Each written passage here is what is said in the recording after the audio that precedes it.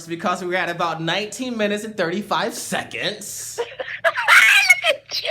So I can end this and continue to talk to you. We can continue to talk to shit.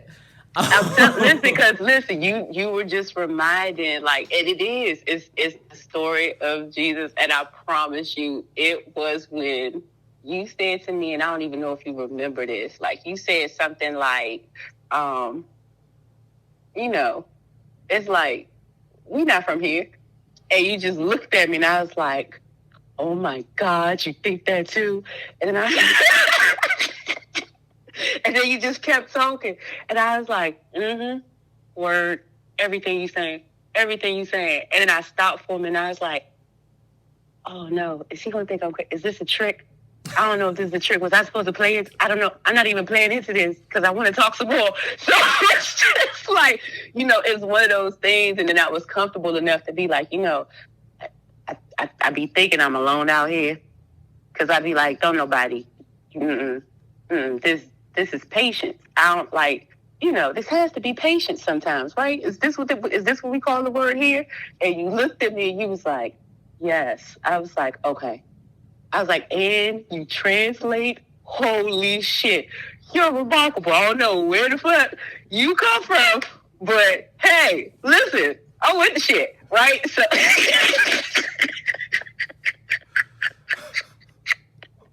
and then I was able to say shit. I was like, you ever seen Holy Man? And we was able to have a conversation about the movie Holy Man. And it was like, I was like, some people I can't have this conversation with. I was like, I like this shit we doing like that, right? Because we was still like twerking this shit too. So I was like, you can do a lot of shit. I don't know why people try to box me out here. And so all my life I've been fighting. And you was like, yes. And it was just like one word that I just knew. You was just like, yes. And I was like, yes. So, and then, I had the moments and you were like, no. And I was like, no for here, no for there, or 360 no. And you were just able to like show me why, it was no. And I was like, this is definitely a no. It can all be so simple. It's so fucking simple. And then it was just like, I started panicking. Like you said, when that show came on, I started panicking. And I was like, hey, you seen the show? And you was like, it's okay, child. And it was so soothing. It was so soothing up until this season. And I was like, I don't know if this is the little girl that cried rape, but I gotta say something. Like, hey, you seen this show?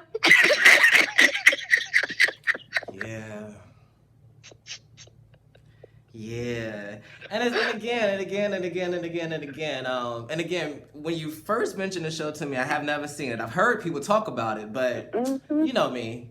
And you knew it. Yeah, you was like, I know what it is. And I was like, no, I know. That's why we're here. And, it was cool. But then this season, I was like, is this cool? But listen, it's necessary. So, and that's why I'm so happy to have seen it. Watching it empowered me. Because it was even able to translate some basic. I think I simplify some shit. It is able to simplify some shit the way that I can translate. Like I say, you say I can translate some holy shit. Damn it, the way I translated that shit was just phenomenal.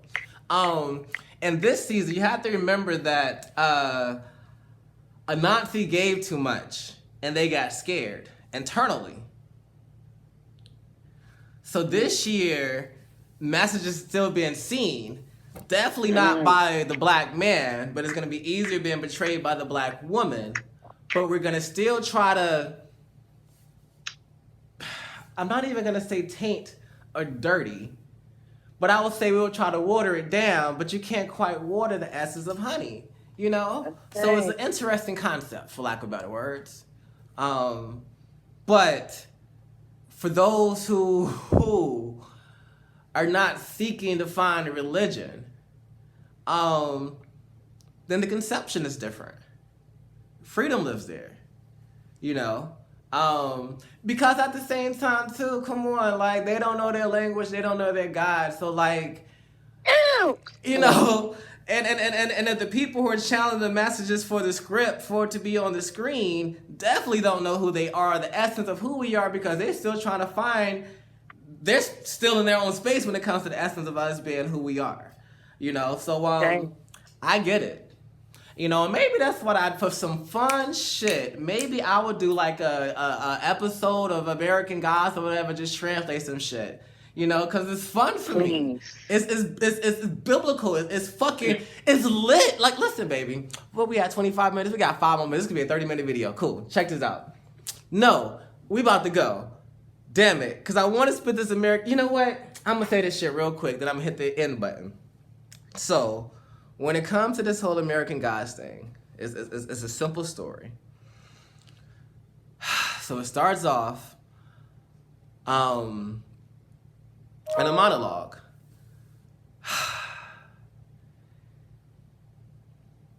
He was her light, and she was dead inside. And it's a simple story. It's a simple love story about someone being attracted to light and someone being attracted to death, and the story of the attraction. You know, and how it can be so blinding that you can even lose your life from it, because you can be addicted to feeding what is toxic, what is not good for you, you know? And then it tells a story of gods walking the earth and been on the earth for so long that they forgot who they were. Oh my gosh, to the point that they began to even attract disease and shit because man-made things, because they forgot who they were. And how in America, most importantly, we Americans, us here in America, how there's so many American gods because there's so many people from so many places that came here and brought their gods here with them. But how if I keep saying the movie Coco on Netflix, if you don't set the picture out, Sente de Mortes, then the ancestor can't come back.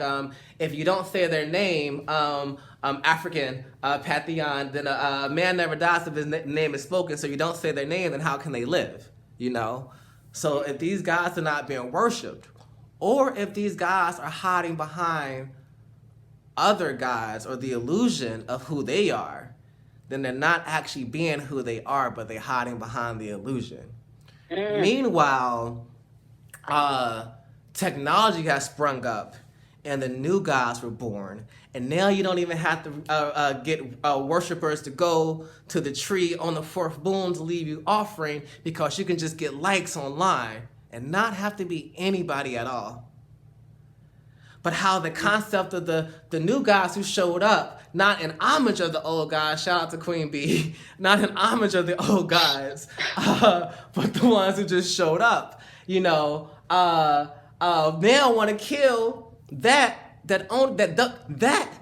and what don't even remember that what it is. Because the old gods on earth don't even remember who they are, yet the new gods want to kill them anyway. Yet the old gods are awakening, remembering that it's not worth hiding behind the illusion. And yes, we might have to camouflage our kingdoms, but we still thrive. So make sure your worshipers are worshiping you and give gratitude in that moment. Don't be afraid to give blessings. Smile back. Love back. Be kind. Be gentle. Know you're kind. Know that you're gentle. Yes. So yeah, like, I've been just loving the whole American Gods thing, because it's just been just everything in terms of the awakening up the spirit to letting me know that it's okay. I give blessings. I am a God. I give blessings. I can perform miracles on people's behalf. There is no shame in admitting that, and I learned that by watching American Gods. Listen, Ashay.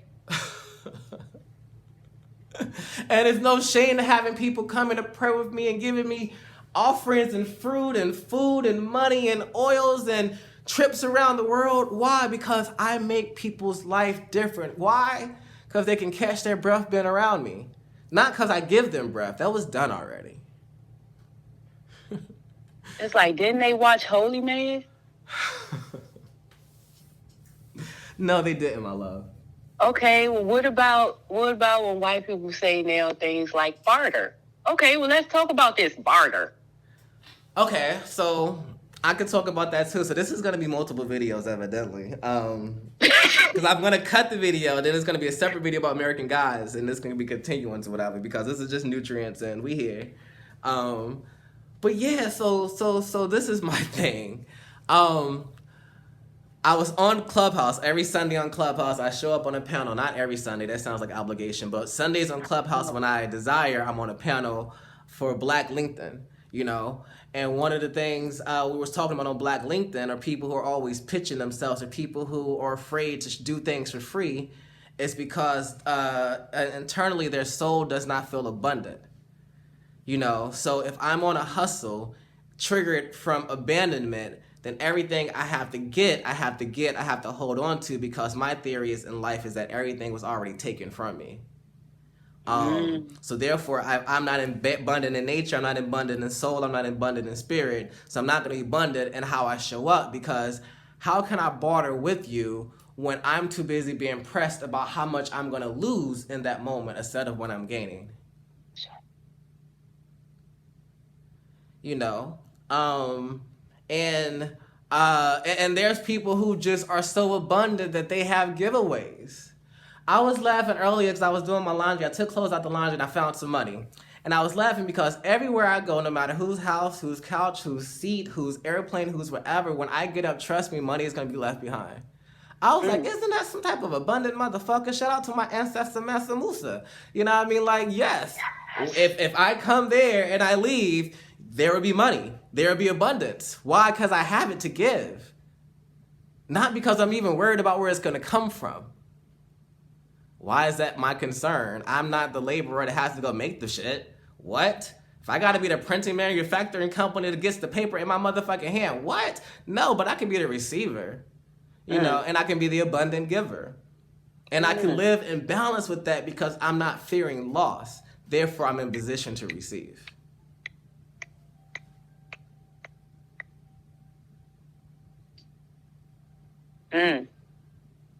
I gotta stop twerking in my head like this. Baby, it's real. If you ask that movie, it ain't real. I don't know how much longer I can hold on to it just being in my head. Oh. Word.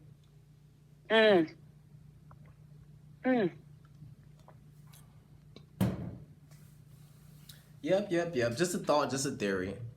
You know, I'm gonna click this button though. Actually, you know what? I'm not. I'm just gonna click in my mind the end of the segment, and we're gonna continue to talk because shit, my conversations are abundant. And honestly, I realized, like, I every time I talk to anyone, and not about me, anytime that anybody and I come together, then we share in the most beautiful way ever. You know what? It's so funny because it's not about walls being let down, but when I come with people, even boundaries are let down. Sure. Ain't that some shit? So you don't even have to worry about an area that's gonna be violated. Sure. That's a true fucking safe space. Listen, that damn run through yesterday was so bad. I got to talk. I got to call at 3. I told Raven, I was like, listen, I feel like I threw that stuff in that car so fast. I was like, come on, I'm gonna make this stick. Get some more stuff in here. She was like, no, it's just me and King. I was like, okay, I want to be as present as I can. Last time somebody said I let him down, I want to be as present as I can. So I'm packing the stuff and I'm getting here and I'm like, bet. All right. I think